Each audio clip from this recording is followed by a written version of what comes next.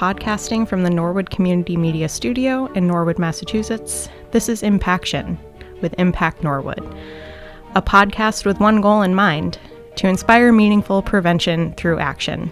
I'm going to be your host, Aubrey Sigalle. Welcome to today's Impaction podcast, and in fact, our very first episode ever. Today we welcome our guest, Sigalle Reiss, the Health Director of the Norwood Health Department. So welcome, Sigalle. Thank you. Before we dive into the nitty-gritty of public health, I want to try in these podcasts to do like a warm-up funny story with all of our guests. So if you could please share with myself and listeners what the funniest thing that has happened to you recently. Sure. Let me think of something. So it's funny now looking back at it. I have to admit, while I was going through it, it was not funny. I've been working a lot recently. Understand, yep. Yep, we're in a pandemic here. So I was working from home, and my children, I have an 8-year-old and a 11-year-old, and my 8-year-old likes to go ride his bike up and down the street. So wasn't too alarmed when, I'm working in the house and I hear the garage opening. I assumed he just took his bike out to ride up and down the street. And I'm, on one of my many calls throughout the day. So I finished my call about a half hour later, and I start looking around the house. Uh-oh.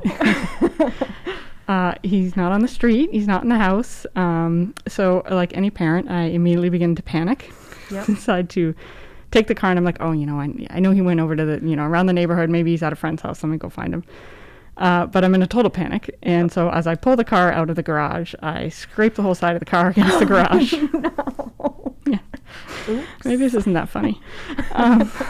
So scrape the whole side, panically driving around the neighborhood for about 20 minutes, looking all over. He loves to bike around, so I was just looking for his bike in anybody's driveway. And we live in a great neighborhood where, a lot of the kids are out biking, and it's pretty usual to find a bunch of kids just, biking around outside or playing on the street or something like that. So I haven't found him. I'm trying to think, do I call my husband now? Like, at what point do we panic?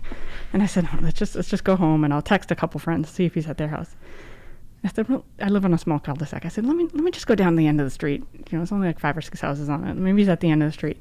So I drive down the end of the street. I see his bike at my neighbor's house. He was right next door the whole time. So was it a big scrape on the car? Like, do you have to get some body work done on it, or? It's on the passenger side, so I'm just going to ignore it. All right. Because I don't have to look at it every day. Yeah, there you go. It's pretty bad, though. I'm sure that there are parents out there, or guardians, who can relate to those moments of panic. For sure. Yeah. I got lost on a cruise ship once, and I can't imagine being my parents, but that's a story for another day. So now that we kind of got warmed up, I'm going to dive into the questions that we have for today's podcast. So since March, I think public health has kind of been at the forefront of everybody's minds, and if you hadn't heard of public health before, you have certainly heard of it now because of the little pandemic that we've been going through. So despite that, I think that there are still some unknowns about what exactly public health is. So I was wondering if you could just talk about what public health means to you. Sure. So I think everybody knows sort of our infectious disease control arm now of public health. Mm-hmm. But public health is all about disease prevention in many different ways, infectious disease being one aspect of that. Mm-hmm. Particularly chronic disease in this country. Number one diseases that we are attempting to prevent, including mental health and substance abuse, listed as chronic diseases, mm-hmm. but also the typical ones of cancer and obesity and all those chronic diseases we see at high rates in this country. Mm-hmm. So public health is really about prevention of all those things. And the way we do that is by building healthy communities and creating an environment where people can live healthier lives. Mm-hmm. And I always think, I think most people that get into public health, they always have sort of a windy road to get there because it's not a very well-known field, and it's not a very black and white field. It's a lot of creating partnerships and policy work, and mm-hmm. You don't see the direct benefit immediately. It's usually long-term benefits. Yeah. So what I like about it is the work that you do in the community, and that it is very partnership-based. You really can't do the work of public health without forming collaborations and partnerships because it's all the different aspects of the community working together towards a goal of a healthy community. Yeah. And you said it's kind of a windy road getting into public health. How did you get into public health? What was your windy road? So I actually, in my undergraduate degree, I studied anthropology. So I was really interested in how societies and humans worked within it, minoring in sociology too. So looking at the two aspects of the individual and the society. And I think that tracks very well into public health because you have to understand the dynamics of your community and your culture in order to implement change. So, you know, like most people, I was fishing around trying to figure out what I want to do with my life. And I knew I liked the studying cultures and society. And then I did also like the biology and diseases and understanding how diseases trended through a society. So that kind of led me to epidemiology. But then when I went to study public health, I really liked the idea of working with communities and with a community health aspect.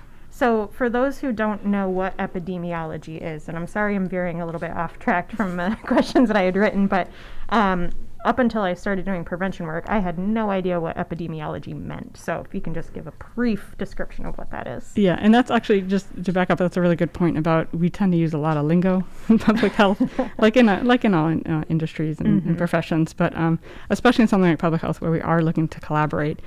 Using lingo and terms and acronyms is not a good thing, so thank you for reminding me. Epidemiology is the study of diseases and trends of diseases in a population. Gotcha. So it's very data-driven, which still is a lot of my passion. I do love looking at data, and people can see with our weekly COVID report that I put up every week, I really like hashing out the data and looking at the trends and seeing what it can tell us about where we've been and what direction we're going. Excellent. Thank you. So I've been in conversations with you, and you were super excited about this wheel, this beautiful color wheel that came out, and it talks about the 10 essential public health services. So that's a lot to go over in one podcast, all 10, but could you break down some of the major themes that are in that wheel? Yeah, so every once in a while they revamp the 10 public health essential services, and new ones came out from the American Public Health Association recently. So it's an opportunity for us to look at our programs and see if we are doing what we need to do to address public health in our communities. And so, you know, the broad aspects of it are really around assessment, policy development, and then assurances, so evaluation and measuring to make sure you're doing what you said you were going to do and you're actually making an impact. And interwoven through all that is always equity, to making sure that the programs and the policies we're implementing are distributed equitably through our society. Excellent. Yeah, and I was going to ask you, you know, what's at the core of that wheel, and you just touched on it, and that's equity. Why is that something that people should care about? Why is that important in a community? Well, we see huge disparities when we break down. Massachusetts as a whole is a very healthy state, but when you start breaking it down, and health is just one category, whether you talk about education or wealth or access to services, you know, we have a very high level in Massachusetts, but once you start breaking things down by socioeconomic status, by race, by gender, and you start looking at things like that, you could begin to see some huge disparities in access to resources and services. So one thing we look in public health is if we're going to make a healthy society, it has to be a healthy society for all. And what I love is the Robert Wood Johnson Foundation has a great image to describe equity. Oh, cool. And they have 4 individuals, you know, a tall man, an average-sized woman, a person in a wheelchair, and a child.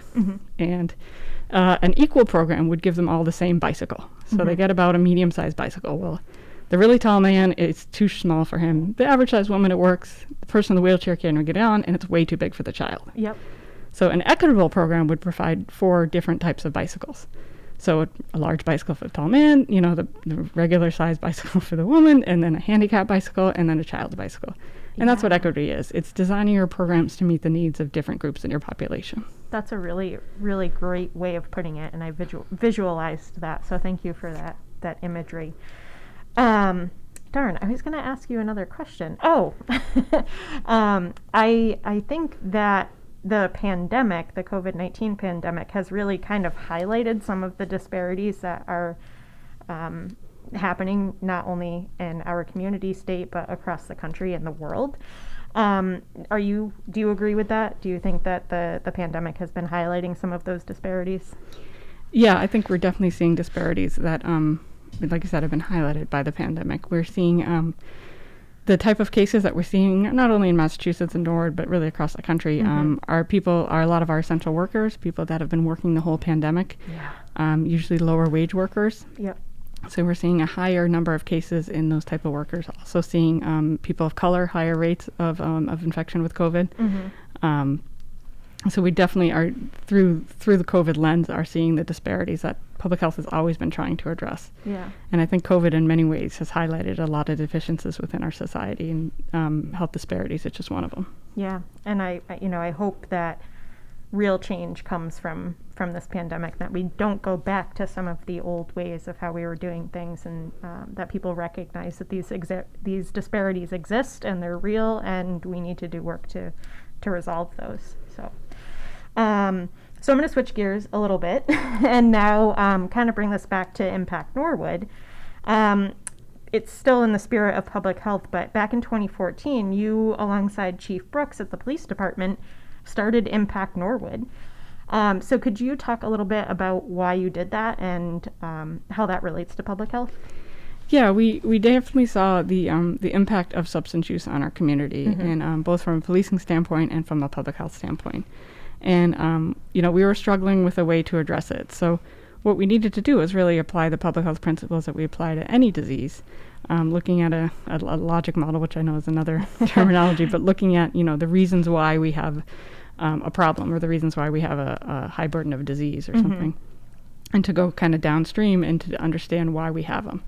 And one of the tools to do that is to develop a community coalition so we can gather input and have outreach into the community. And it talks about, like I was talking about earlier, that public health really relies on partnerships. So we needed to sort of bring everybody to the table. And we were very fortunate in Norwood that was an easy process for us to bring everybody to the table. Then the harder process for us was figuring out what to do. Yeah. And we struggled for a couple years. We really had a lot of well-intentioned projects and programs, but we really weren't moving the dial. And I have to say, not until we were able to hire you and really get the funding through the Drug-Free Communities program, where we really started to get the ball rolling and really having impact and really preventing disease. Pun intended, right? Yeah. Having an impact Norwood. Every opportunity I have to do that, I take it. I think I did that in an email earlier today too. So got to throw those puns in when I can. If anybody knows me personally, I'm all about those. So is there anything that I didn't ask that I should have that you would like to share? Well, I talked a little bit about, our main goal is prevention of disease. And I think that a lot, just like with Impact Norwood, a lot of the hard work is to figure out how to tailor it for your community. Yeah. We deliver public health services in Massachusetts on a city and town level. So we are smaller departments. When you look at other states around the country, they usually have county health departments. And in some ways, public health is better delivered on a larger scale. When we talk about looking at data and trends, it's easier to see in a larger population. But on the other hand, it's a great opportunity that we have a close-knit community, and we really have direct contact with the people that we are working with and trying to help and create a healthy community. Yep. It's funny, one time we were looking at how to renovate or structure offices among the town hall offices, and we were charged with putting a list of all the departments that we partner with and who you work with the most. And from the health department, we literally partner with every town department, whether it be Public Works on Hazardous Waste Day, whether it be the planning department, the building department, obviously the police department, first responders, and the fire department. I mean, we partner with every department because that's what public health is. It reaches out to every function in our society. Yeah. Well, we're lucky to have the director that we have in Norwood. Sigalle has been amazing. And this isn't on my list of questions for you, but what is your vision for the Norwood Health Department? Like, if you could have anything, what would it look like with no limitations? Oh gosh, that's a long list. There's a lot of things. Top three. Yeah, top three. A lot of things I want to do. But before I get into that, I have to say we have an amazing department, and obviously with Aubrey, we love very much. And we have a great department and a great board that really supports us. So we report to an elected board of health. And the board is very supportive of our work and being a progressive department and looking to bring on new projects and grants and ideas, and very open to that. So I'm very thankful that allows us to do a lot in the community. We're very fortunate. So I see really growing on the model of Impact Norwood, developing community coalitions and gathering. Again, it's about gathering input, but it's also about having that reach out to the community. It's a two-way street, really, with the communication and the programs and services. So I think building on that model is really my dream, but to address other things, like we're trying to do the mental health with the same sort of model and address other chronic diseases in that way. Excellent. So more of a health and human services rather than just like a health department in the traditional sense that we give, vaccines for flu or doing food inspections or housing inspections. Yeah, and a lot of those are sort of the core functions of public health. But with the new 10 essential services and the trend of where public health is going is really around these collaborations and partnerships in the community. Yeah. While also sustaining, we still need to do those inspections. Still need to happen. Vaccine obviously still needs to be distributed. Infectious disease control still needs to happen. So slightly important. Yeah.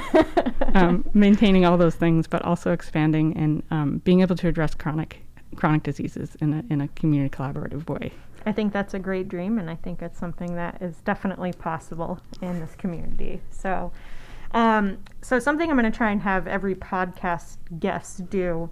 Everybody that I'm going to be bringing in has an area of expertise. So I'm going to ask everybody, what's one piece of advice you have for Norwood residents as it relates to public health?